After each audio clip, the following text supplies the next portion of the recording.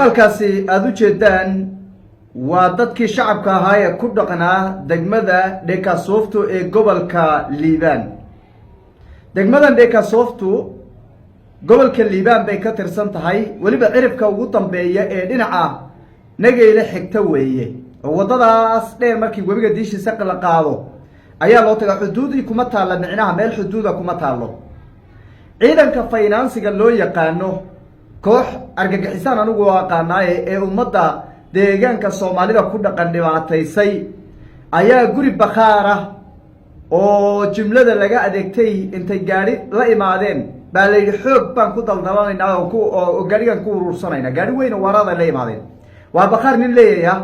bay xoog dheheen waan ku daldalanaynaa. dadkii shacabka ahaa markaa soo dhoobay oo meeshii qariyay, baal xabada hoos loogu dhigay, gabar baa ku dhimatay. waan dul istaagi doonaa kooxdaas qolaysatada ee dhibaatada xooggan ku haysa gudaha dowladda deegaanka Soomaalida, shacabka deegaanka dhibaataysay waxa weeye dhammaantood kii gudaha ku jiray iyo kii xuduudda dekanaaba victimka ka dhigtay dhibaataysay. anigani nala hadlaya ee dhibaataysay ee gaarigeedii qaadatay, gaari dhan oo basoo lahaaba aniga naftirkeeda laga qaato, xoog layga haystaa. marka keligood ma marka aniga ugu dhacdayba dhacdoodan argagaxale ee shacabka haysata. waan dul istaagi doonaa. dhanka kale wafdi ballaaran oo uu hogaaminayo ra'iisul wasaaraha Ethiopia Abiy Ahmed ayaa maanta soo gaaray magaalada Goday ee xarunta gobolka Shabeelle, halkaas oo ra'iisul wasaaruhu uu ka daafuray mashruuca waraabka dhulka joogiisu uu sareeyo. micnaha waa mashruuc waraab oo beeralayda loogu talagalay iyo dalabka in ka badan 10,000 oo dalag baa loogu talagalay, ama beerood hektar aan dhahnay hektar baa loogu talagalay in mashruucaasi uu ka faa'iideysto. hadaba mashruuca naftigiisa iyo goortii la asaasay iyo faa'iidada uu bulshada u leeyahay iyo sida hadda ay uga faa'iideysteen waan dul istaagi doonaa. dhanka kale ra'iisul wasaaruhu waxaa la sheegay inuu iyadana u gaari doono xerada saldhigga weyn ee ciidamada Ethiopia ay bilihii la soo dhaafay ka samaysteen degmada Feerfeer isla gobolka Shabeelle, iyo sidoo kale booqashadiisa ugu dambayso magaalada Jigjiga uu ka daafuri doono mashruuc iyadana aad iyo aad muhiimad gaara u leh bulshada reer Jigjiga iyo gobolka Faafanba. iyadana waa dul istaagi doonaa. soo dhawaada muuqaalka like saara, aragtidiina nagu reeba qaybta commentiga. aynu ku bilownay muuqaalkii hordhace daawateen waa shacabka degmada Dhekasooftu weeye. Dhekasooftu waa magaalo istiraatiijiya, waa magaalo gobolka Liibaan ka tirsan, xuduud kuma taalo. rarka xuduudda ka soo gala ee Soomaaliya ka soo gala dhowr boqol oo kilomitir ayuu u sii soconayaa gudaha dalka Ethiopia. magaalo xuduud ku taalana maaha. isla sidaa ay tahay haddana xuduudda aysan ku oolin kama aysan badbaadin dhagarta iyo dhibaatada financiga ciidamada loo yaqaano ay ku hayaan shacabka dowladda deegaanka Soomaalida. waxaa dhacday dhacdo argagax badan oo ay ku sameeyeen degmada Dhekasooftu maanta. bakhaar weyn ama dukaan weyn oo wholesale oo bulshadu ay ka adeegato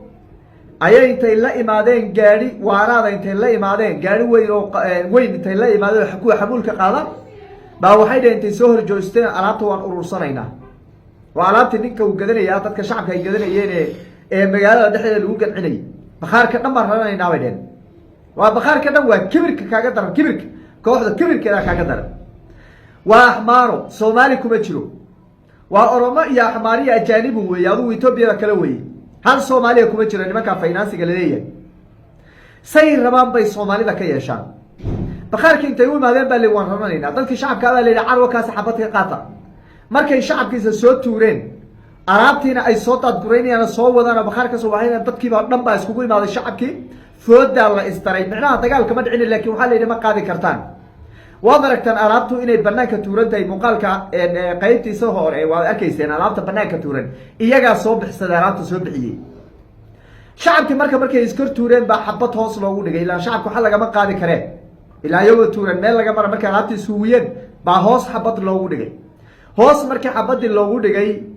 gabar bay qabsatay oo halkaa ku geeriyootay. ilaahay naxariistii janno ha ka waraabiyo, gacanka xaq daran baa dishay. kooxdan marka financiga maxay baadi goobaysaa? maxay tahay sababta alaabta ay u urursanayso? xaggayse ka dawaagashay? horta kooxdan waxay ka dawaagashan tahay dowladda dhexe ee Ethiopia. deegaan kalena ma joogtay, waxay joogtay oo kaliya deegaanka Soomaalida. soomaalida waxeedoo dhanna waa kotorobaan wax la yidhaahdo weeye hantidaadu wadato waa kotorobaan gaadhigaadu waa kotorobaan gurigaadu waa kotorobaan ganacsigaadu waa kotorobaan waxaadoo dhan waa kotorobaan kotorobaan wax la yidhahdo ilaalinayaan baa layidhi national governmentigayna ka dawan gashan yihiin oo waa heer federaal weeye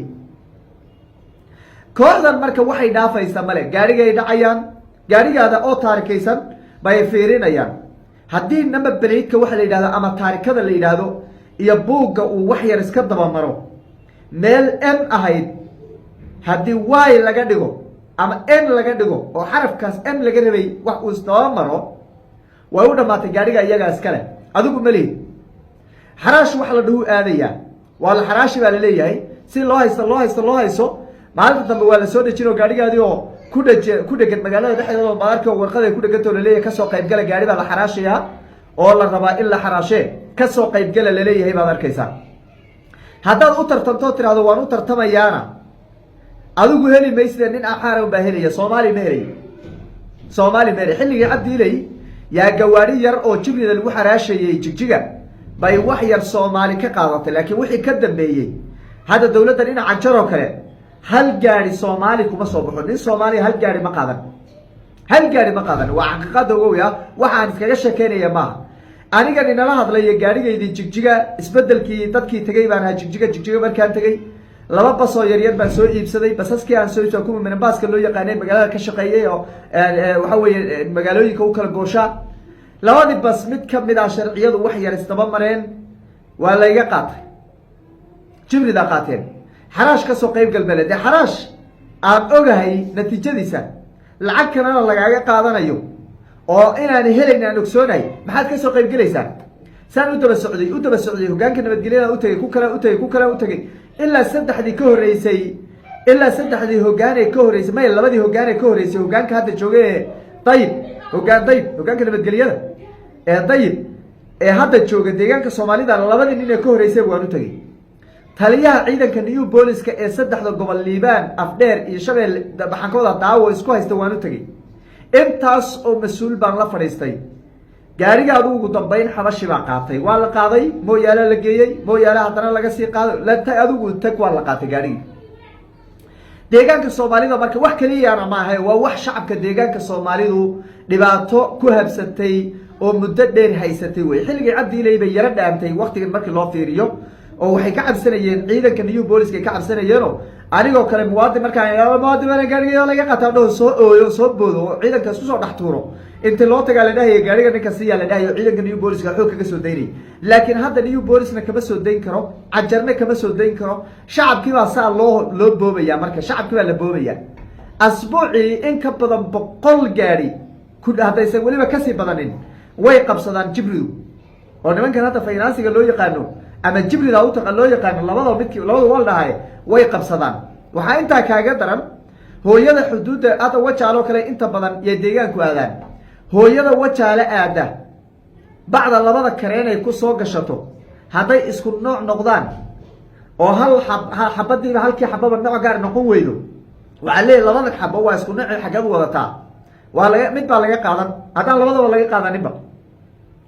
haddaad 2 telefoon soo qaadato waxaa lagu leeyahay 2 telefoon inteed u wadaa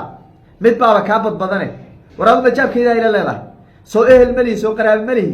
dad baan usoo gaday qofka usoo gaday na tusi maya waa lagaa qaadani waa lagaa dafi 2 cabitaanka kaartoonka 2 kaartoon hal kaartoon haddaad soo qaadato halkaa kaartoon ama waxaad bixinaysaa lacagtaad kusoo gaday lacag ku dhow ama waa lagaa qaadanayaa mararka qaarna lacagba laguma weydiinaya waaba la iska dejisanba gaariyaa lagala degayaa sidacaasay horta shacabka deegaanka soomaalidu ay ku nool yihiin kooxda qooleysatada ayaana dhibaatadaasi ku samaynaysa maamulka deegaanka waa loo dacwooday shacabka way arkaan dhibaatada magaalada jigjiga caasimada Masjidunuur gadaashiisa baskii aan alaabta ku waday ee ku dajinayay waa Masjidunuur gadaashiisa baa halka ay 4 gaariga istaago xabad laga qabtay shafka baa waxaa la yidhi soo bax arbaaintii la kaxaysta la geliyo 5 maalmood baa la haystay alaabtiina waa lagala dego waa la qaatay waa Masjidunuur gadaashiisa dukaamada gadaashiisa weeye waa 2020 ilaa hadda shacabkii dhibaatadii way haysataa marka anu waday waxay idin la qaaday oo iskaga carareen soomaalina waxa weeye markaan lagaga qaato waxay usoo bandhigo waxaa waa lay dhacay baan idhi oo soo cararaye ilaahay waxa weeye yaan iskuul ka soo tegay shacabkii deegaanka soomaalidu dhibaatada weli way haysataa xukuumadda deegaanka waxaan leenahay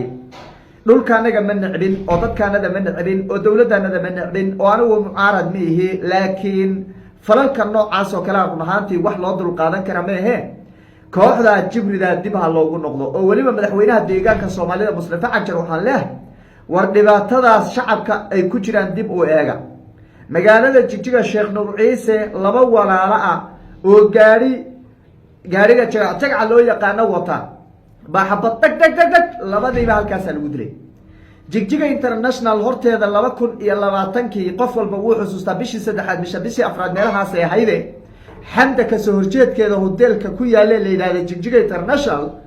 gaari socday baa intay ka shakeen iyagoon u fiirsanin bay xabad iskaga bilaabeen laba qof oo ka soo baxday hoteelka ay xabadii ku dhacday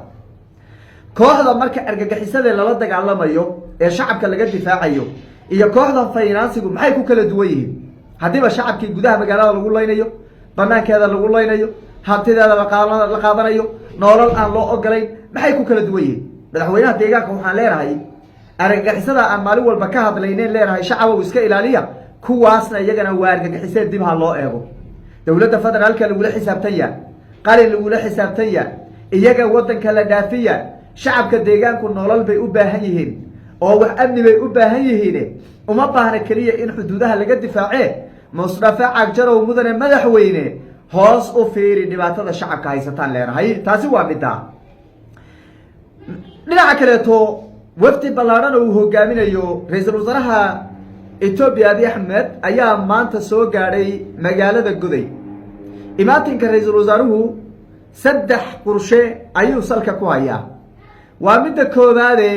waa booqasho uu ku tagi doono sidaan xogaha hoose ku helay saldhigga weyn ee degmada Feyrfeyr ee gobolka Shabeelle ee Ethiopia waadhaweyd ay haysato saldhigga goboladaas ugu waxa weeye dhinaca Soomaaliya oo dhan saldhiggii ugu weynaaba Feyrfeyr laga sameeyay diyaaradaha dagaalka ee dalka Ethiopia fadhiya oo halka ka duula marka ra'iisul wasaaruhu markay imaatinkiisa saldhiggaas oo si loo sameeyay uusan tagin inuu soo booqdo oo uu kurgalo waa qodobka koobaad waa qodobka labaad ee waa xarika jar iyo weliba dib u eegis ama u kurgal mashaariic waaweyn oo magaalada Goday duleedkeeda laga hirgeliyay oo qaarkood la sameeyay xilligii Cabdi Ilay dowladda federaalkuna ay sameysay dayactirna lagu sameeyay sida hadda waraabka weyn ee dalka beeraha loogu talagalay ee adeeg bixinta degmada Beer Caano ee ka tirsan gobolka Shabeelle ay ka mid yihiin way uu tagay ra'iisul wasaaruhu uu soo kormeeray ilaa iyo 3,000 oo hektar ayaa ka beeran 10,000 ka badan ayaana loogu talagalay marka waa dalagaas ama mashruucaasi waa mashruuc weyn oo ballaaran bulshada loogu talagalay inay ka faa'iideysato dowladda federaalka ayaana hirgelisay waxaana loogu talagalay in lagu beero inta badan bariiska qamadiga oo haddaba ka baxaya bariis iyo qamadi labadaba way ka baxayaan runtii waa mashruuc ballaaran oo muhiimad weyn u leh bulshada dowladda federaalkana waxyaabaha aan uga mahad celinayno ee deegaanka ay ka sameeyeen bay ka mid tahay waa meelo yar weeye markii loo fiiriyo wax qabad dowladeed loo fiiriyo laakiin intaaba hadday naga soo gaadhay way ku mahadsan yihiin laakiin dadkii shacabka ahaaba ka faa'iideysanayno beer way iska dhib badan tahay oo dhibka la iska dhacaya waayaha dambana deegaanka Soomaalidu waxay ku yaaceen wax la yiraahdo basal oo ayada naftirkeeda khasaaro badan dalagan kale ka faa'iido badan ee inta badan aan khasaarin ee qamadiga leh bariiska leh waxa weeye qudaarta kale leh nooc walba leh deegaanka Soomaalidu waxay dadku waxay cunaan bay la yaabna malaha waxay cunaan bay leeyihiin marka waxay mudday qaadanaysaa marka iyagu waxay rabaan waxa daba u soo goob basal oo xogaa ay ruf ka siistaan bay rabaan marka basasha lagu yaacay deegaanka Soomaalida waxaan leeyahay war mashruuca wax badan ba ka banaan 7,000 oo hektar baan wali la beeranin ku laabta ra'iisul wasaaruhu mashruucaas uu xariga ka jiray oo kurgalay oo dayactir lagu sameeyay qodobka saddexaad ra'iisul wasaaruhu waxaa la sheegay inuu gaadhayo iyadana magaalada Jigjiga oo halkaas uu kulamo kula qaadanayo uu kurgalahayo mashruuciyo waaweyn oo magaalada Jigjiga iyadana laga hirgeliyay si kastaba imaatinka ra'iisul wasaaraha oo si waliba diiran loogu soo dhaweeyay ayna soo dhaweyntiisa hormuud ka ahaayeen madaxweynaha deegaanka iyo sidoo kale xubno ka tirsan golihiisa wasiirada iyo xildhibaanada heer deegaanba iyo mas'uuliyiinta kala duwan ee gobolada ayaa booqashadiisu ay arrimahaasi ku qotantay waynu eegi doonaa wixii kasoo kordho muuqaaladeena dambe ayaan idinkula wadaagi doonaa hadduu alla idmo